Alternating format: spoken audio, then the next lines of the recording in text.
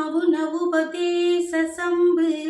மதியருகு வேணி தும்பை மணிமுடியின் மீதணிந்த மகதேவர்